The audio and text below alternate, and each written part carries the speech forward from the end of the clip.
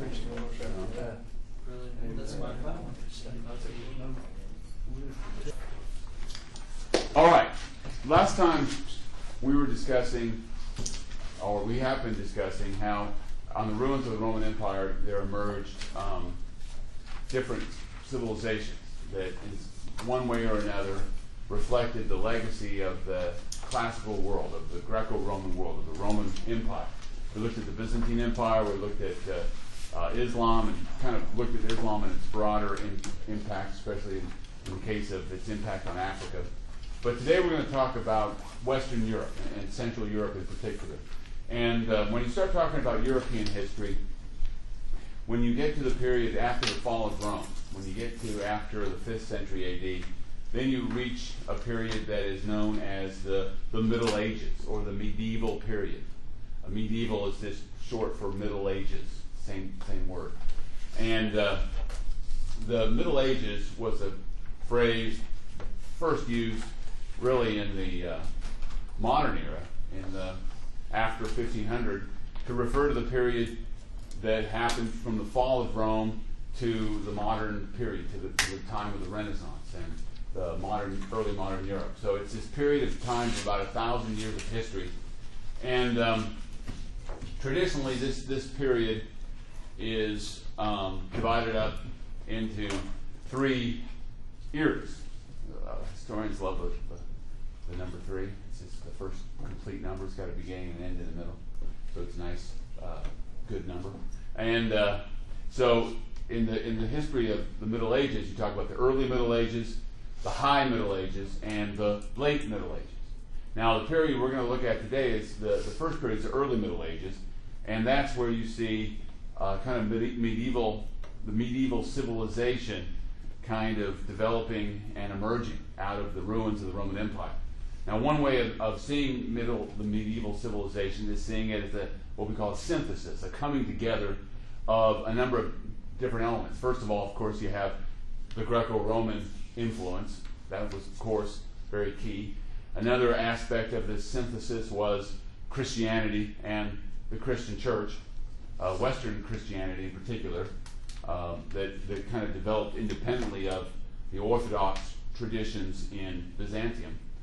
And then also the third element being Germanic culture, because remember that different Germanic peoples conquered and occupied what had been the Western Roman Empire at the close of the Roman Empire. So you have these 3 different aspects all come together: Germanic culture, Greco-Roman civilization, and Christianity. And of all those elements, probably the element that was the predominant element that had the greatest influence was probably Christianity. And that's why sometimes when referring to the Middle Ages, historians will refer to it as the age of faith, because of the importance of the church and Christianity as an institution, as a worldly institution, and not so much the spiritual element, but just Christianity as a cultural phenomenon. Its huge impact and its influence on the people of the time. All right, so what we're going to do today is we're going to talk about the early Middle Ages and the developments of that era in Europe, and then we're going to talk about the High Middle Ages, which is the period that begins really around the year 1000 AD, 1050, around that time. The 11th century usually marks the beginning of what is the High Middle Ages, which is the high point of medieval civilization. All right, so now when we last left the Roman Empire, when it was collapsing, remember what had happened is that these different Germanic tribes had occupied different parts of the Roman Empire. You had the Vandals, who had occupied North Africa, and you had the Ostrogoths, who were a Gothic people, the East Goths, who had occupied Italy after the 5th century. And you had the Visigoths, or West Goths, that had occupied Spain. And I think I have a map here.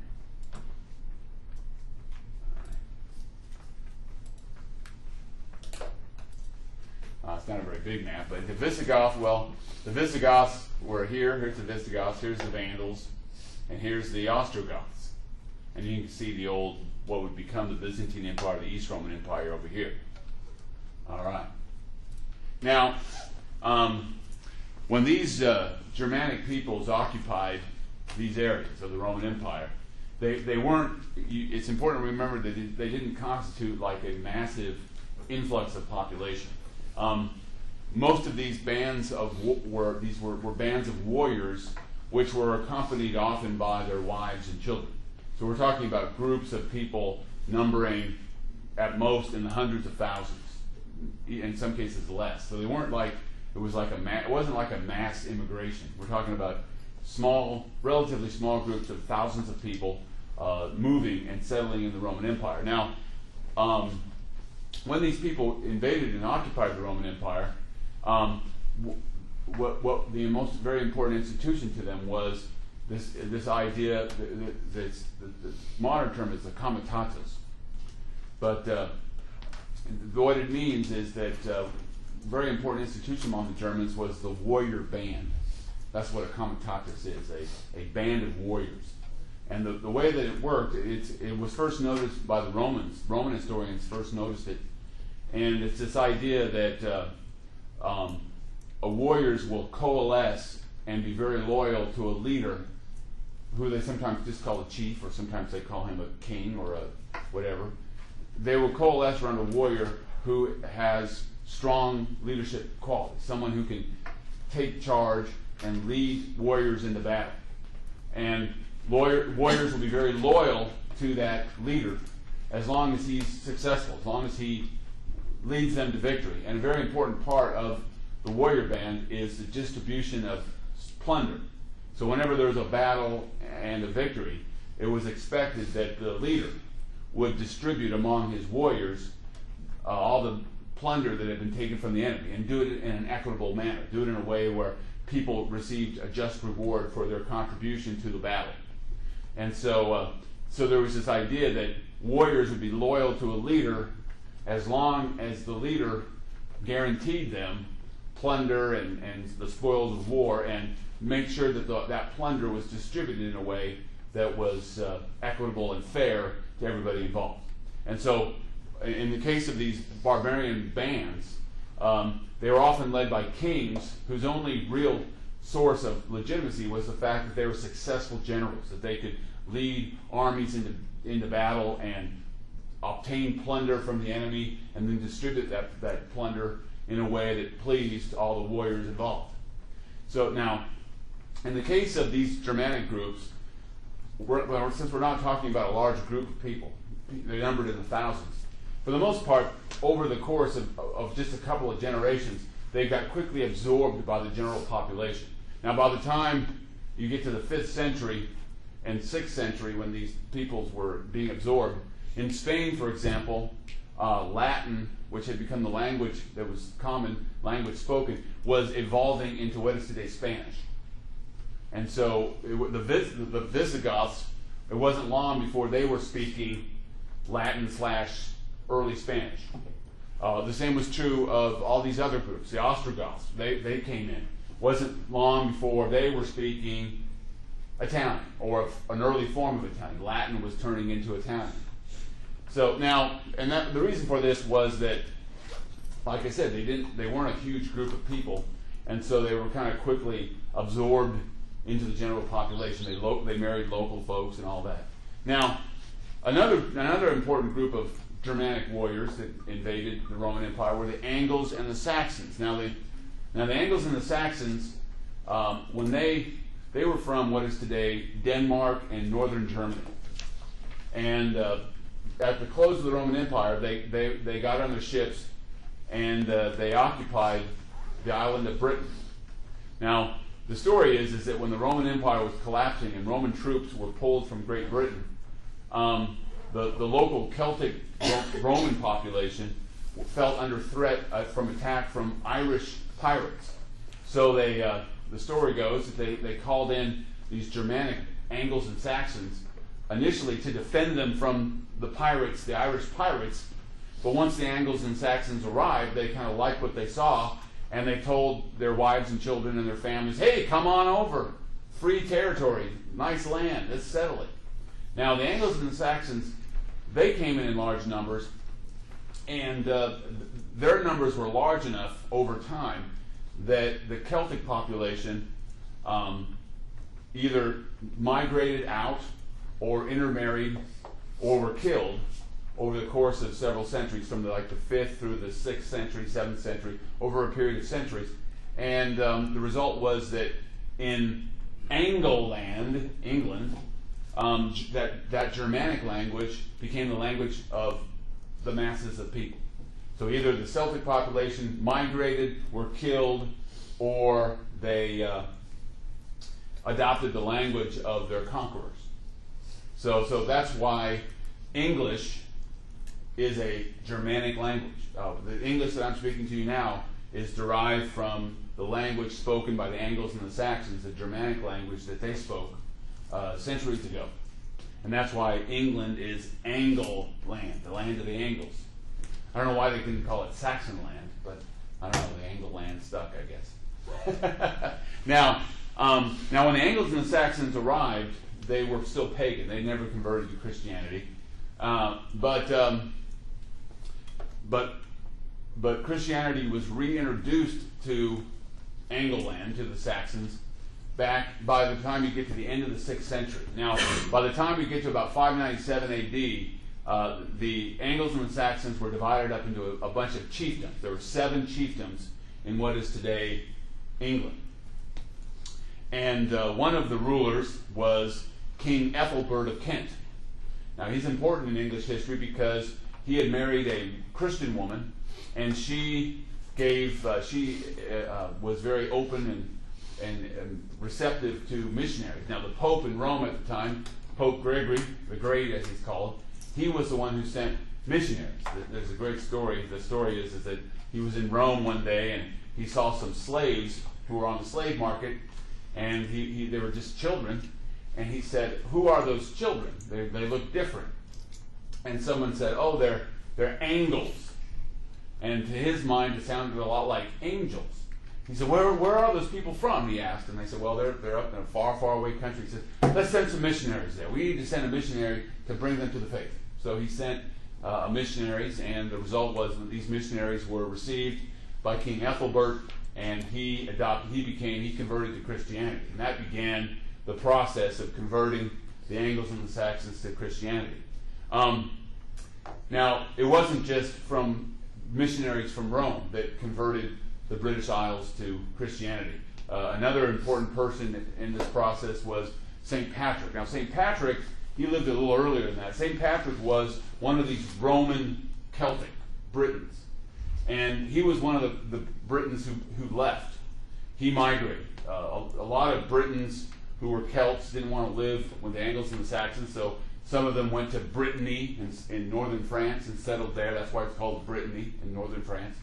Some of them went to Ireland. Some of them went up into Scotland. And now St. Patrick, he went to, well, actually the story was that he was first kidnapped by Irish pirates, and then after he was released, he wanted to go convert the Irish to Christianity, and he did. And he's the patron saint of Ireland today. That's why you have St. Patrick's Day. Now, St. Patrick, when he introduced Christianity to Ireland, what happened is that this is one of the interesting stories in history. Even though the Irish had never been officially part of the Roman Empire, when Christianity was introduced by St. Patrick, and all these Celts from Roman Britain came and settled in Ireland, they brought their faith with them. And Greco-Roman civilization was introduced to the Irish by all these immigrants and Christian missionaries who settled in Ireland in the 5th and 6th century. And you see all these monasteries established, these beautiful monasteries that became centers of learning and the study of Greek and Latin works. And there's a great book called How the Irish Saved Western Civilization, which is this book about how Irish monasteries preserved a lot of these ancient works by Greek and mainly Roman Latin authors. But the Irish monasteries became centers of missionary work, and so it was Irish missionaries who went to Scotland and converted the Scots. The people up in they were called Picts, the people in Scotland, to Christianity. And then it was also Irish missionaries who also, along with the missionaries sent by the Pope, who were very important in bringing Christianity to Great Britain. Now the funny thing is that when Christianity and these monasteries were brought to the British Isles, they reintroduced these areas to Roman civilization. And like for example, Ethelbert of Kent, probably under the influence of Latin culture and Roman law, he was the first Saxon ruler to write down the laws of the land, to create a law code. And many people think that he was influenced by Christian and Roman traditions of having written laws to govern the people. Now, what happened is that in Great Britain, these monasteries that were founded by the Irish and by missionaries sent by Rome became great centers of learning. And so it's interesting that these monasteries in a distant part of the old Roman Empire would become such very important for the transmission of works of the Romans to Western Europe. For example, in Northumbria is in northern England, and Northumbria was one of these kingdoms. And Northumbria had a monastery that became a great center, one of the great intellectual centers of Europe in the 8th century A.D., where the works of Latin writers, the great works of Latin, Roman literature and science and geography were studied and preserved for years down the road. In fact, Venerable Bede, who was the head of the monastery, it's called Jarrow. You don't have to know that, but that was the monastery's name. He wrote a history of Great Britain, a history of the English Church. In fact, he was the one who coined the term Angleland. I mean, Northumbria had been settled by Angles. He was the one who talked about the history of Angleland, or England. He wrote in Latin, which was the language of scholarship. And he also was the one who coined the phrase Year of Our Lord, Anno Domini. He was the one who began the tradition of dating events based on the birth of Christ. And so he was the one who popularized the concept of A.D., Year of Our Lord. And now, by this time, Jarrow was influenced by traditions that had been brought to England by Rome rather than from Celtic Ireland. And the monastery was governed by what is called the Benedictine order. Saint Benedict was another one of these great scholars and Christians who established a monastery in Italy, at Monte Cassino, in central Italy. And it became a center of scholarship and a center of learning and a center of Christian missionary work. And the Benedictine order was a rule. It's called a rule, a set of rules that governed how monasteries operated. And it was one of the rules of the Benedictine order, as it was called, was that monks had to spend a lot of time working. They had to give up sex, they had to give up their material possessions, but one of their most important things, besides praying and preaching, was doing labor. And that's why the Benedictine order was very important, because one of the most important works of labor that monks did was transmission. They didn't have Xerox machines. They didn't have computers. They had the hand. and a lot of these monks spent countless hours, day and night, taking works, ancient manuscripts, and copying them and recording them.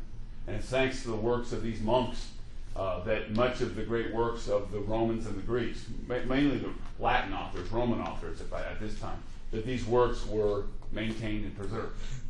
Ireland was one of the few places where Greek was understood and where Greek works were kept, not anywhere else. All right, so that's the land of the Angles and the Saxons. Now, back in the rest of Europe and in France, quickly what happened was that the one particular group of warriors, of Germanic warriors, the Franks, emerged as among the states as the great power of the day. Now, a lot of this was the fact that other Germanic tribes were overcome over time. Like the Vandals first of all, remember the Byzantine Empire under Justinian reconquered North Africa, and then North Africa was quickly after that inundated by Arabs and Moors. The Ostrogoths, their kingdom was destroyed by Justinian's armies in the 5th century, and then the Visigoths, their kingdom fell victim to Muslim expansion in 711 when the Arabs and the Moors occupied Spain. So a lot of these Germanic kingdoms that had been founded didn't last very long. But the Franks were different. The Franks were up in the original land that they occupied was what today's northern France and Belgium, that area of Europe. And the first great king of the Franks was a man by the name of Clovis. You can see his dates of it. He would have been living just right after the collapse of the Western Roman Empire. Now what he was able to do was to defeat the Visigoths and other tribes, and he basically established what is today the basic boundaries of the land of France. And now this was a land where the vast majority of the population were speaking a form of Latin that was developing into French. But because of Merovingians, because of the victories of Clovis, this area became known as the land of the Franks. That's where we get the word France. So he was, according to the traditions of France, he was the first king of France. In fact, Clovis is another name for Louis or Louis. So he was Louis the First of France. Is Frank spelled with a C or a K? With a K, yeah. Now, actually, we get our word free. You ever heard of let's be frank? Mm-hmm. That means freedom of speech, being free, and the word frank it means freeman. That's what their name was. The name of the tribe was the Freemen. They were free men. They weren't slaves. They were warriors. And they were the free men. And Clovis or Louis the First was the first king of the Franks to establish a kingdom that embraced much of what is today the land of France. Now, another thing about Clovis was that he converted to Christianity. The Franks had yet to convert to Christianity, and he converted to Christianity, and was one of the things that marked the Franks was their close ties to the Catholic Church. Now, the thing about the Franks, the Merovingian Franks, is that they, when a king died... Oh, question? Yeah, I was going to ask, the Merovingian kings, wouldn't they later get the nickname the Do-Nothing Kings? Well, we're going to get to that. Yes, we'll get to that. Now, the thing about the Merovingian kings is that they had a tradition where when a king died, he divided up his land among his sons. And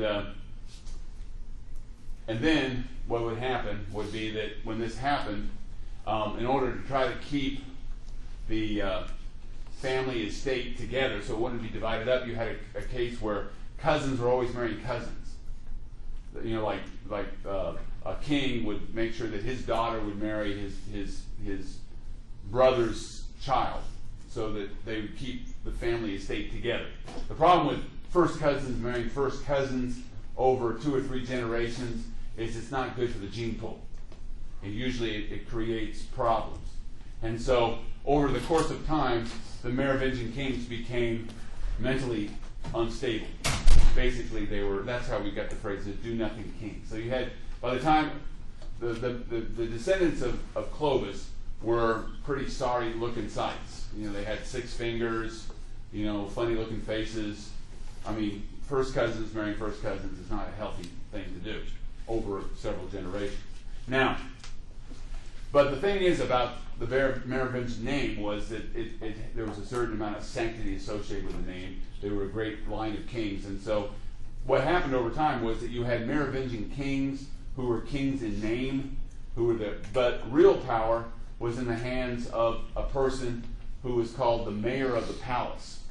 And the mayor of the palace was like the real king. Because according to Germanic tradition, the real king was the one who led the warriors into battle and distributed plunder. So the one powerful noble who was the most charismatic and the greatest leader who could lead armies into battle, that in every Merovingian kingdom, that particular person became the real ruler, who was the acting king. Now, Now, around 687 or so, a man by the name of Pepin of Heristal, he was the mayor of the palace in the Merovingian kingdom of Austrasia, which is what is today Alsace-Lorraine, the area of the upper Rhine River. Now, he was important because what he was able to do, well, I think it was Neustria, I'm sorry, but what he was able to do was to reunite all the different Frankish kingdoms that had developed across what is today both France and Germany. And he was to become the king. He wasn't really king, he was still mayor of the palace, but he reunited all of the Frankish realms under one rule, under his king. Now, he was still just the mayor of the palace. Now, and he brought together all these different Merovingian kingdoms.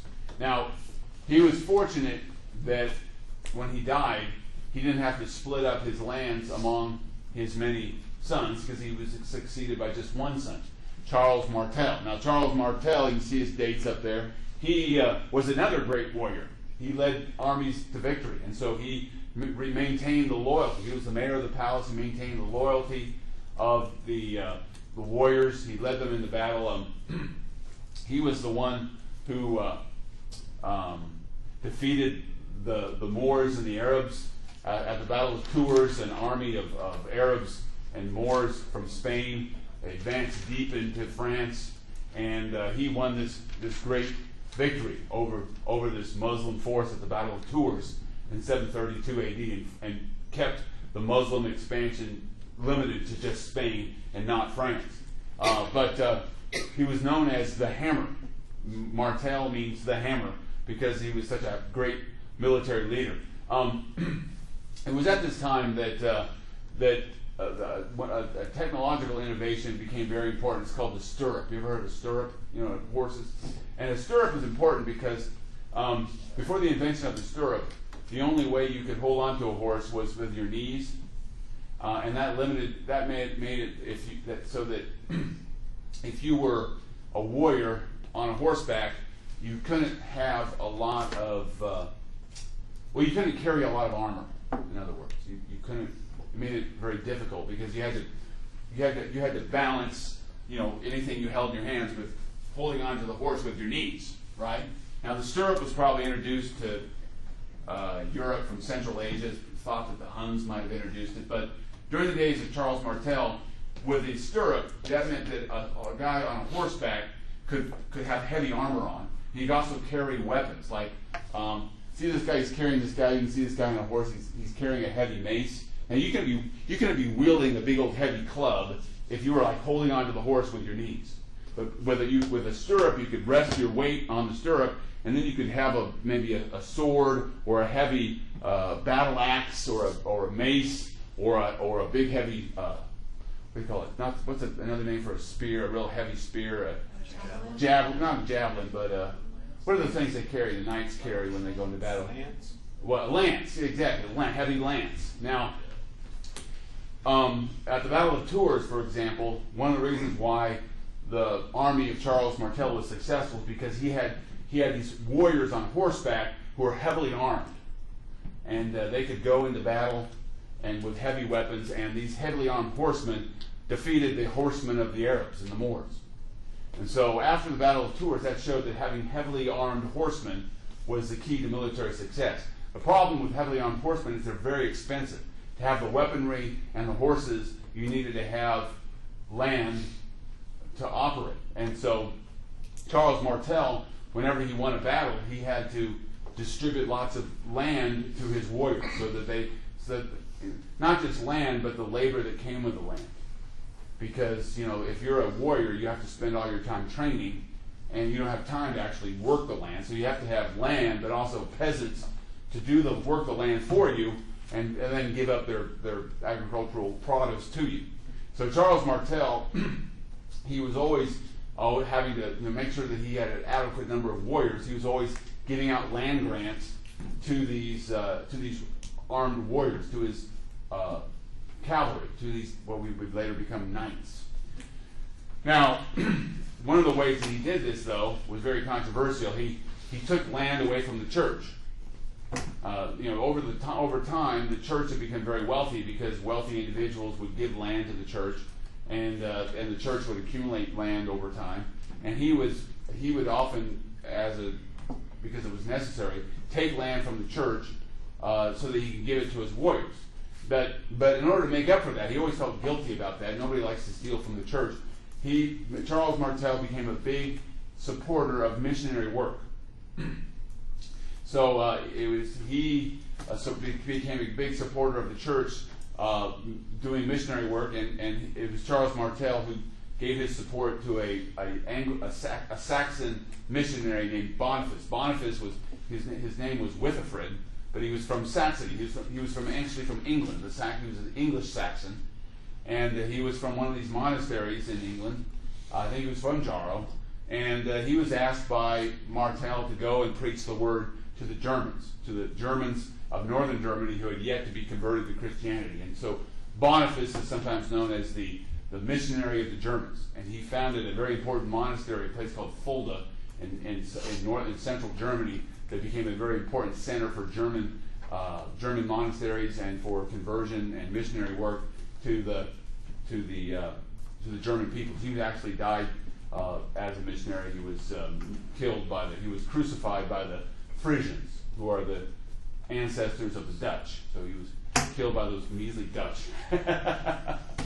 But anyway, he was very important in bringing Christianity to, and the same thing happened in the case of Britain. When Christianity was introduced to the Germanic peoples, parts of Germany that had never been part of the Roman Empire, Germanic culture, Greco-Roman culture, Latin culture was brought to these areas.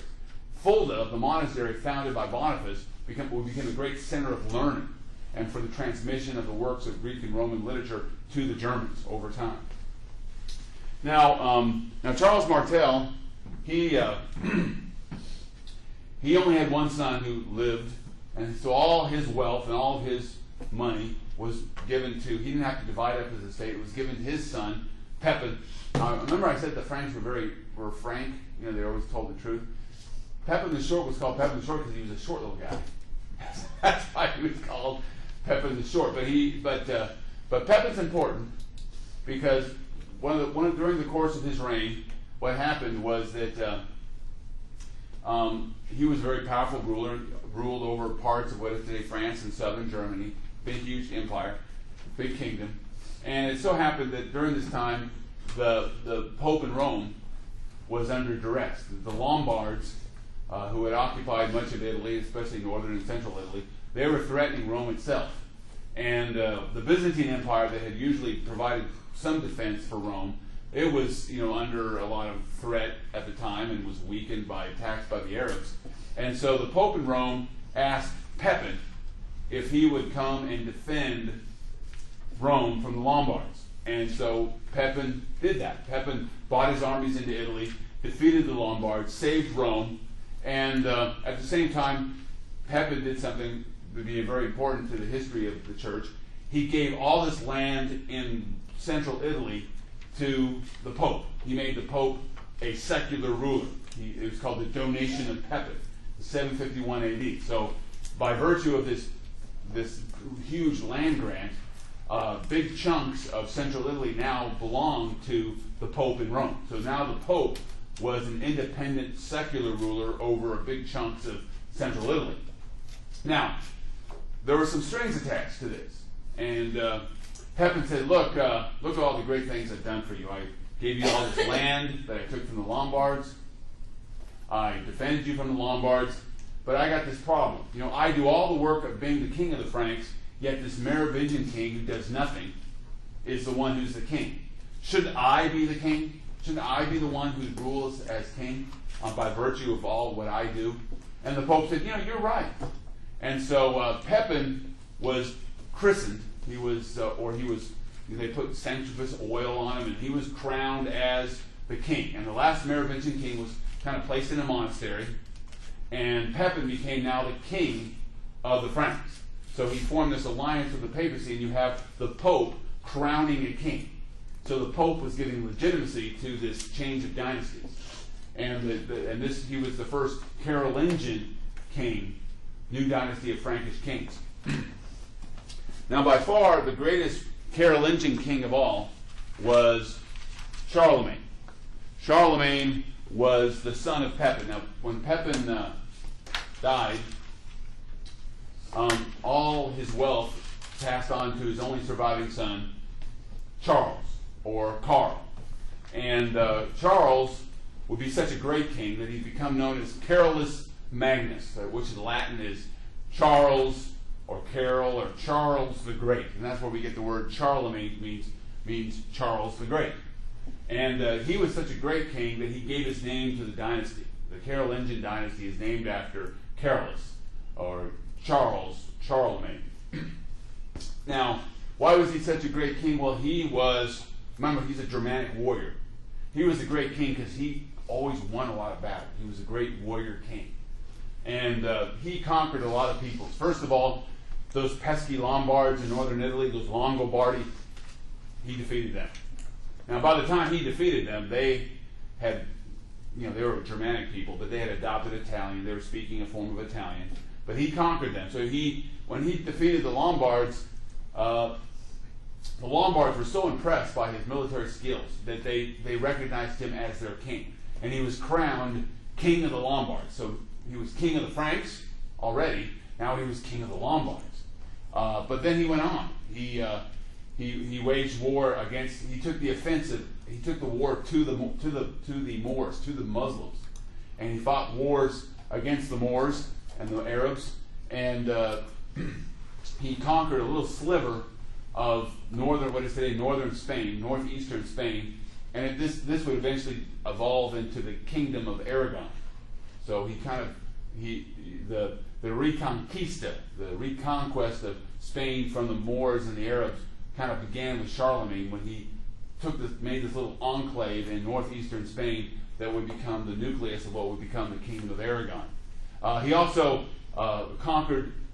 reconquered southern Germany, an area called Bavaria, and ruled over this area. And then he even ventured eastward into what is today Hungary, the upper Danube River Valley, and he conquered the Avars of what is today Hungary. And he conquered the subjects of the Avars, the Croatians, who, remember, the Croatians adopted Christianity, Western Christianity, thanks to Charlemagne. So he expanded into Eastern Europe. And when he conquered the Avars, he conquered all their gold that they had accumulated over the years from accepting tribute from the Byzantine Empire. The Avar gold, as it was called. And then his biggest and worst war was against northern Germany. The Saxons of northern Germany, these were Saxons who had not gone to England. They were the peoples who had lived in northern Germany. And he waged a long, long war against the Saxons for years. And eventually he defeated them. And by terms of the peace treaty, they agreed to be baptized as Christians. So part of the terms of victory was that the Saxons converted to the Christian faith. They had been rejecting Christian faith for a long time up to this point. So now the thing about Charlemagne was that he wasn't just a king of the Franks anymore. He was the king of the Lombards. He was the king of the Saxons. He ruled an empire that included much of today of Western and Central Europe. So about 800 AD, he was asked to intervene. There was a problem with who was the correct pope, and he intervened and made sure that there was a pope was installed. And in 800 AD, he decided that he was more than just a king. He was an emperor. And he was crowned by the Pope as the new Roman emperor. And he even took on the title of Augustus. So here we have a case where you have this Germanic warrior king who is being crowned by the Pope, by the church, as the Roman, quote-unquote, emperor.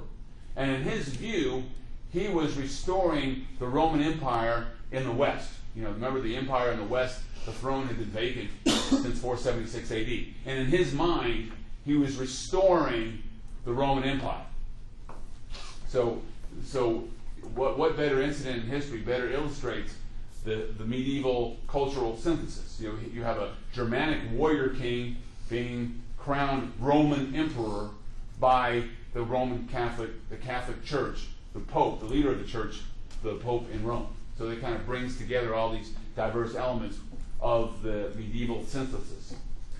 Now, like one of the things that Charlemagne did was that he adopted Latin was the language of the empire, the official language. Even though Latin by this time was a dead language, it wasn't spoken by the people, he retained Latin as the language of government. And he even used terms that had been used by the Roman Empire for his officials. For example, he divided the empire into provinces and appointed Frankish nobles to be the governors of these provinces, and these governors assumed the title of comes, which was the old title used by generals in the old Roman Empire to dominate. And so that's how we get the word count. So all the empire was divided up into these provinces, each ruled by a count or a comes. And then frontier provinces like the one in Aragon, or any province on the frontier was ruled by a dux, or that's where we get the word duke. And all these positions were filled by his most trusted warriors, the Frankish nobles that he trusted most. He appointed to be the governors of these different areas, these dukes and counts. And he also decided to build a whole new imperial capital. Now, the center of his ancestral land was what is today Belgium, and that was the homeland of his family. And so he built his capital there, and it's today the city of Aachen, or Aix-la-Chapelle. That's the French word for it, but Aachen.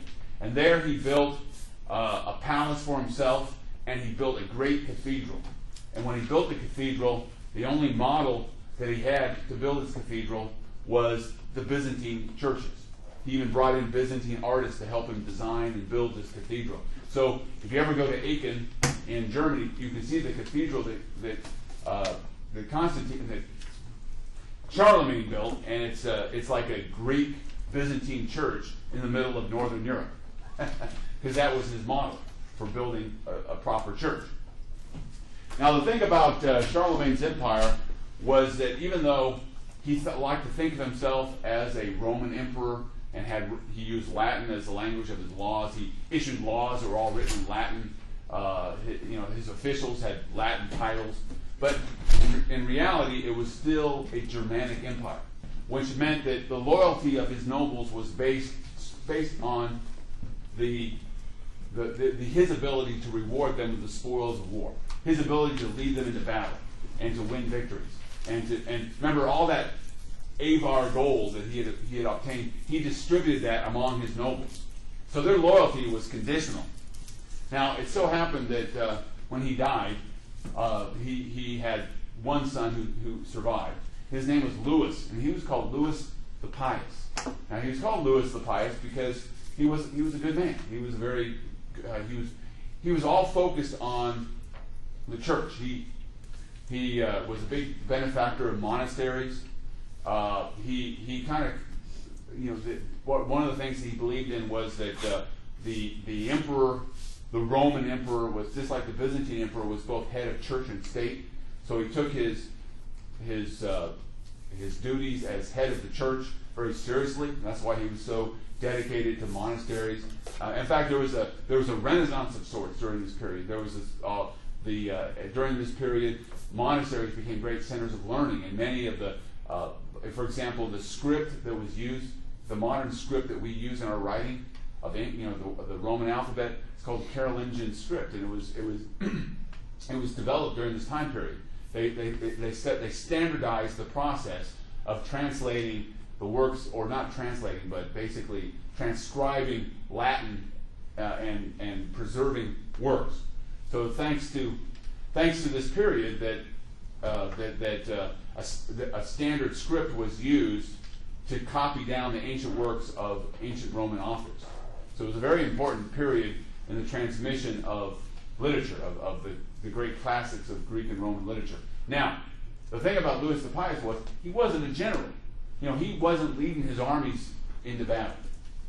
That's a problem, because that meant that his nobles were thinking, hey, if this guy's not leading me into battle, why do I need to even listen to him? So during the time of Louis the Pious, there was still an empire in name, but the nobles, the dukes and the counts, they were kind of go their own way because they felt no loyalty to him because he wasn't distributing gold and leading them into battle. Now, so the Carolingian Empire weakened internally.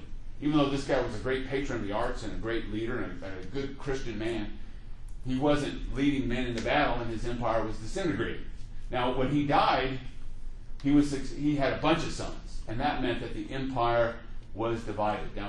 Now, what he wanted to do, his eldest son was named Lothar, and Louis the Pious wanted to make sure that the empire remained together. He didn't want to split it up among his sons, and so he tried to make Lothar the sole ruler. But that didn't sit well because according to Germanic tradition, all land had to be equally divided among all the sons. So what happened was that these sons were always fighting among themselves to see who would get what from their father's lands. And now, eventually, they all reached an agreement. And in 843 AD, the three boys, the three surviving sons of Louis the Pious, they divided the empire among themselves. Louis, one son, who became known as Louis the German, for the reason that he got the land that was mainly inhabited by people still speaking Germanic languages. So he got a big chunk of the eastern part of what had been Charlemagne's empire. Charles the Bald, he wasn't bald. Bald is another word for truth speaker, somebody who always is very, very honest. Charles was very, very honest, and he got the land that was in the west, where French was spoken. Lothar got the in-between land. He got what is today Belgium and the Netherlands and the upper Rhine Valley and northern Italy. That was his take. And it was considered to be the wealthiest, even though it was the smallest territorially, it was considered to be the wealthiest because it included many of the ancestral lands belonging to the Carolingian family.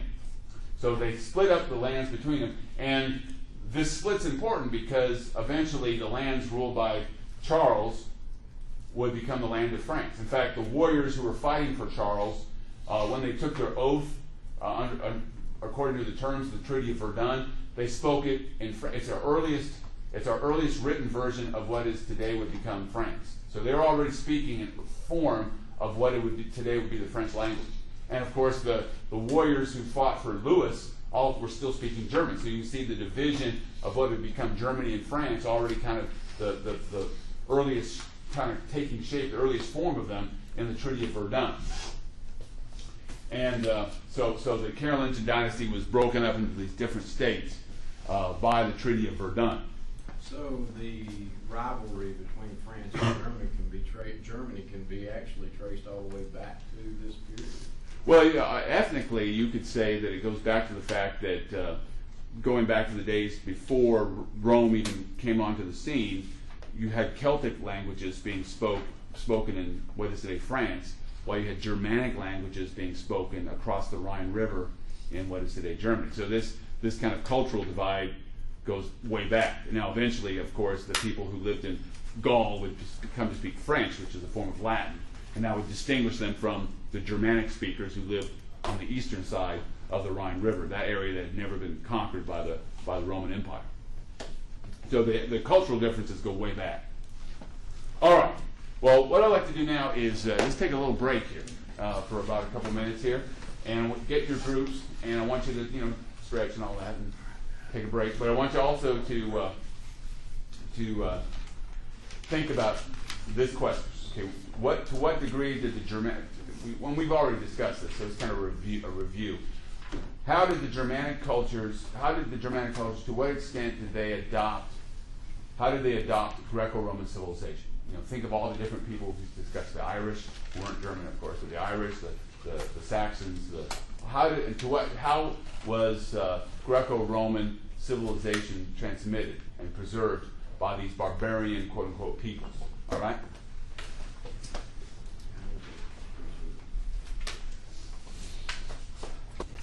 What happened next, though, was that with the collapse of the Carolingian empires, it became weaker. what this did was to open up this area to new invasions. And when you get to the 9th and 10th centuries AD, at the very close of the early medieval period, what we see happening is that new peoples invaded the Carolingian Empire, and especially, Western Europe especially, was under siege in the 9th and 10th centuries. And what happened was, as a reaction to these new invasions, there emerged some very important states, like the modern state of England was kind of born as a result of the invasions of Vikings in the 9th century. What would become Germany was kind of forged during this period under the threat of constant attacks by the Magyars, Hungarians. And France, the system of what we call feudalism, the feudal system as it was set up formally, really was born and developed in what is today France, as a result of the fact that France was, more than any other country, any other region, was the most subject to these foreign predatory attacks in the 9th and 10th centuries AD. So that's what we're going to talk about next. Now, the main predators, the guys causing all the trouble, were outside the Carolingian Empire. You had the Norsemen from Scandinavia. Norsemen means the Northmen, or the Vikings. They're also called Normans, which is Northmen, or Normans is Northmen. So Vikings, Northmen, and Norsemen and Normans are all the same word, different words to describe the same people. People from what is today Scandinavia, Norway, Sweden, and Denmark. Now, we've already talked about the Vikings already, because the Rus, who would occupy Russia, were originally Swedish Vikings. Question? What is the term Viking? It's another word for plunderer. It means, I don't know, I think it's a Germanic word. This means plunderer. Like vandal. Right. Means plunderer. Kind of interesting how these words were, excuse the expression, but bastardized into what we have today, but trying to understand where they actually came from, like you said, England. Yeah, it's just tradition and usage over time. I was just reading it yesterday that selfie is a word now. Oxford University Press, selfie. This arose out of people using the word, and now it's a word, selfie. It didn't used to be a word, but it became a word because people started using it. And I think that's how these names for different areas develop. People start referring to an area as this and that, and after a while it becomes a standard way of describing it over time as it becomes part of the tradition. All right, now now another group of people were the Magyars. Now the Magyars are Hungarians. Magyar and Hungarian, it's two different words for the same group of people. Now the Magyars are interesting. They are related actually to Lithuanians and Estonians from the Baltic area of Eastern Europe. And what had happened is that these Baltic peoples had drifted and migrated into the Eurasian steppe over time, where they adopted the lifestyle of being horsemen. And so by the time you get to the 9th and 10th century, the Magyars were like the Huns and like the Turks. They lived a nomadic lifestyle, lived on their horses, but they were very different ethnically. They were Lithuanian, they were Baltic rather than Turkish. So they were different in terms of their language than, let's say, the Avars or the Turks or these other peoples we've discussed. Their origins weren't from Eastern Asia. Their origins were from northeastern Europe, basically, the Baltic Sea area. Anyway, so the Magyars were also coming in, and also another group of people were Muslims. Now, in Europe, when referring to Muslims, and it didn't matter whether they're Moors or Arabs or whatever, they used the word Saracen. And Saracens were basically Muslim pirates they were pirates, but they were doing it in the name of jihad. So it was okay. It's okay to be a pirate if you're attacking Christians, I guess. In other words, it would not be acceptable to steal, but if you're looting and pillaging Christians, it's okay. You're fighting jihad, right? So basically you had these three groups: Muslim or Saracen pirates from the south, Magyars from the east coming in from the Ukraine, from Russia, from the steppe, and then from the north you had the Viking from Scandinavia. Now the Magyars, eventually though, they would coalesce and settle in the upper Danube Valley and give their name to Hungary. Magyars were also called Hungarians. So they would eventually give their name to Hungary and settle in that region. And about 1000 AD or so, the ruler of the Magyars, he converted to Christianity. And when he did so, he converted to Western Christianity. He was converted by missionaries sent by the Pope. Now this is very important in history because you see, this was a real blow to the Byzantine Christians, because when the Hungarians adopted Roman Catholic faith, the Western form of Christianity, that kind of blocked missionary work from going up into the northern Slavs, like the Poles and the Moravians and that area. When those areas eventually converted to Christianity, because of the Hungarians had already converted to Christianity, the Poles and other Slavic people converted to Roman Christianity as well. So that's why there's a big difference between northern Slavs and southern Slavs. Northern Slavs, like the Poles, adopted Western Christianity and are Roman Catholic to this day. Same with the Czechs and the Moravians in the Czech Republic and in Slovakia. The Slovaks also converted to Western Christianity.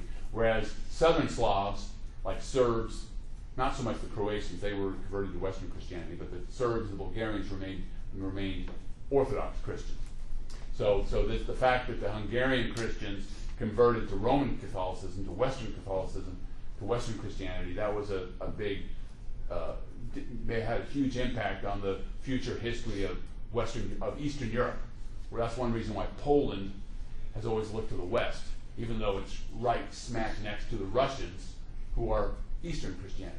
You know, even to this day, if you want to insult a Pole, you call him a Russian.